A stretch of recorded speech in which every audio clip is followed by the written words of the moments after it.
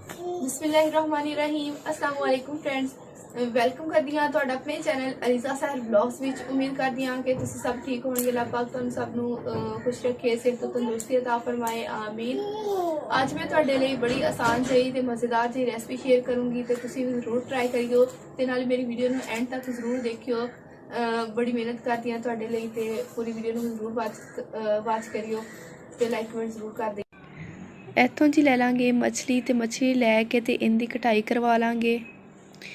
ए देखो जी उत्थों ही लैके मछली उन्होंने को कटाई करवा लांगे ते बाद च ना घर जाके खुद बनावांगे, क्योंकि आपदे हत्थ दा बनिया हुंदा ना तो बंदे नूं तसल्ली हुंदी कि सुथरा ते सोहना बनिया होया।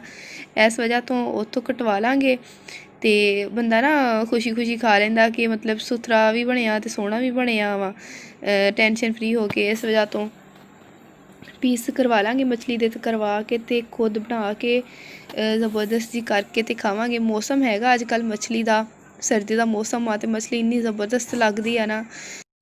ते मछली ले लांगे जी 2 किलो ते घर ले जाके खुद बनावांगे, नाले तुहाडे नाल रेसिपी शेयर करांगे।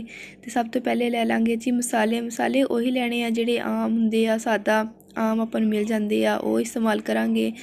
ਤੇ ਇਹ ਦੱਸਦੇ ਆ ਜੀ ਕਿਹੜੇ ਕਿਹੜੇ ਲੈਣੇ ਆ। ਸਭ ਤੋਂ ਪਹਿਲੇ ਲੈ ਲਾਂਗੇ ਜੀ ਨਮਕ ਲੈ ਲਾਂਗੇ 2 ਚਮਚ, ਇਹ ਤਾਂ ਸਭ ਤੋਂ ਜ਼ਰੂਰੀ ਆ। ਤੇ ਲਾਲ ਮਿਰਚ ਲੈ ਲਾਂਗੇ ਸਪਾਈਸੀ ਬਣਾਉਣ ਲਈ, ਇਹਦੇ ਵੀ 2 ਹੀ ਚਮਚ ਲੈਣੇ ਆ।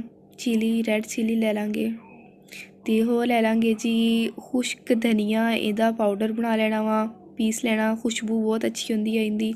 ਹੋਰ ਅਜਵਾਇਨ ਲੈ ਲਾਂਗੇ, ਇਹਨੂੰ ਹਲਕਾ ਹਲਕਾ ਪੀਸ ਲੈਣਾ ਵਾ, ਦਾਣੇਦਾਰ ਜੀ ਹੁੰਦੀ ਹੈ, ਪਹਿਲੇ ਪੀਸ ਛੋਟੇ ਛੋਟੇ ਹੁੰਦੇ ਆ ਦਾਣੇਦਾਰ।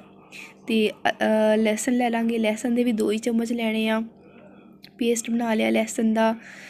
ਤੇ ਜ਼ੀਰਾ ਲੈ ਲਾਂਗੇ, ਜ਼ੀਰੇ ਦੇ ਵੀ 2 ਹੀ ਚਮਚ ਲੈਣੇ ਆ ਤੇ ਇਹਨੂੰ ਵੀ ਪੀਸ ਲਿਆ ਵਾ, ਦਰਦਰਾ ਕਰ ਲਿਆ ਵਾ। ਤੇ ਲੀਮੂ ਲੈ ਲਾਂਗੇ ਜੀ, ਲੀਮੂ ਲੈਣੇ ਆ 2 ਅਦਦ, ਲੀਮੂ ਡਾਲਾਂਗੇ, ਬਹੁਤ ਅੱਛਾ ਖਟਾਸ ਦਿੰਦੀ ਹੈ, ਜ਼ਾਇਕਾ ਬਹੁਤ ਅੱਛਾ ਹੁੰਦਾ ਲੀਮੂ ਨਾਲ। ਤੇ ਹੋਰ ਲੈ ਲਾਂਗੇ ਜੀ ਇਮਲੀ ਦਾ ਪਾਣੀ, ਇਹਨੂੰ ਰਾਤ ਭਰ ਭਿਗੋ ਕੇ ਰੱਖਿਆ ਸੀਗਾ, ਇਹਦਾ ਪਾਣੀ ਨਿਕਾਲ ਲਾਂਗੇ, ਪਲਪ ਨਿਕਾਲ ਲਾਂਗੇ, ਗਾੜਾ ਗਾੜਾ ਆ।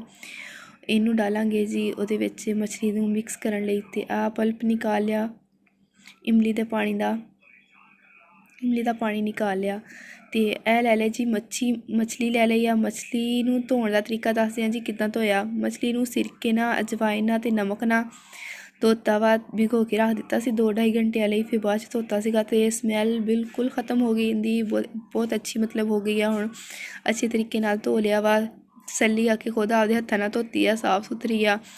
ਤੇ ਮਛਲੀ ਨੂੰ ਲਿਆ ਵਾ ਜੀ 2 ਕਿਲੋ ਤੇ ਬਹੁਤ ਸੋਹਣੀ ਆ, ਸਾਫ਼ ਸੁਥਰੀ ਮਛਲੀ ਆ।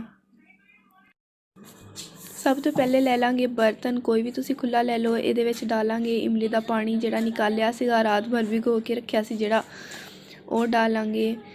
ਤੇ ਗਾੜਾ ਗਾੜਾ ਲਿਆ ਵਾ, ਇਹਨੂੰ ਬਰਤਨ ਦੇ ਵਿੱਚ ਡਾਲ ਲਾਂਗੇ। ਇਹਦੇ ਨਾਲ ਜਿਹੜੀ ਮੈਰੀਨੇਸ਼ਨ ਲਈ ਜਦੋਂ ਆਪਾਂ ਮਛਲੀ ਰੱਖਦੇ ਹਾਂ ਤੇ ਜਿਹੜੀ ਹੁੰਦਾ ਮਸਾਲੇ ਵਗੈਰਾ ਜਦੋਂ ਬੜੇ ਅੱਛੇ ਤਰੀਕੇ ਨਾਲ ਹੁੰਦੇ ਆ, ਇਸ ਵਜ੍ਹਾ ਤੋਂ ਆਪਾਂ ਕਰਦੇ ਹਾਂ ਜੀ ਇਮਲੀ ਦੇ ਪਾਣੀ ਦਾ ਇਸਤੇਮਾਲ। ਤੇ ਲੀਮੂ ਡਾਲ ਲਾਂਗੇ, ਲੀਮੂ 2 ਅਦਦ ਡਾਲਾਂਗੇ ਤੇ ਇਹਨਾਂ ਨੂੰ ਵਿੱਚ ਨਿਚੋੜ ਲਾਂਗੇ। 2 ਅਦਦ ਦੇ ਲੀਮੂ ਹੀ ਲੈਣੇ ਆ। ਤੇ ਹੁਣ ਡਾਲਾਂਗੇ ਜੀ ਮਸਾਲੇ ਜਿਹੜੇ ਤੁਹਾਨੂੰ ਪਹਿਲੇ ਦੱਸੇ ਆ, ਉਹੀ ਮਸਾਲੇ ਡਾਲਾਂਗੇ। ਤੇ ਸਾਰੇ ਮਸਾਲੇ ਡਾਲਾਂਗੇ, ਜਿਹੜਾ ਬਰਤਨ ਆਪਾਂ ਲਿਆ ਵਾ ਇਹਦੇ ਵਿੱਚ ਡਾਲਾਂਗੇ। ਇਮਲੀ ਦੇ ਪਾਣੀ ਦੇ ਨਾਲ ਹੀ ਇਹਨਾਂ ਨੂੰ ਮਿਕਸ ਕਰ ਲਾਂਗੇ। ਖੁਸ਼ਕ ਧਨੀਆ ਲਿਆ ਸੀਗਾ 2 ਚਮਚ, ਜਿੱਦਾਂ ਕਿ ਪਹਿਲੇ ਵੀ ਤੁਹਾਨੂੰ ਦੱਸਿਆ। ਤੇ ਅਜਵਾਇਨ ਲਈ ਸੀ, ਅਜਵਾਇਨ ਵੀ 2 ਹੀ ਚਮਚ ਲਈ ਆ। ਲਸਣ ਦਾ ਪੇਸਟ ਵੀ 2 ਚਮਚ ਲਿਆ ਵਾ। ਕਾਲੀ ਮਿਰਚ ਦਾ ਜਿਹੜਾ ਪੇਸਟ ਆ 5 ਤੋਂ 6 ਅਦਦ ਮਿਰਚਾਂ ਸੀਗੀਆਂ, ਇਹਦਾ ਵੀ ਪੇਸਟ ਲਿਆ ਵਾ। ਤੇ ਮਿਰਚ ਦੇ ਵੀ 2 ਚਮਚ ਲੈ ਆ, ਨਮਕ ਦੇ ਵੀ 2 ਹੀ ਚਮਚ ਲੈ ਆ। ਤੇ ਜ਼ੀਰਾ ਗਰਮ ਮਸਾਲਾ ਸੀਗਾ, ਉਹਨੂੰ ਕੁੱਟ ਲਿਆ ਸੀਗਾ, ਦਰਦਰਾ ਕਰ ਲਿਆ ਸੀਗਾ, ਉਹ ਡਾਲਾਂਗੇ। ਹੁਣ ਜਿਹੜੇ ਵੀ ਮਸਾਲੇ ਜਿਹੜੇ ਆਪਾਂ ਲਏ ਆ ਸਾਰਿਆਂ ਨੂੰ ਮਿਕਸ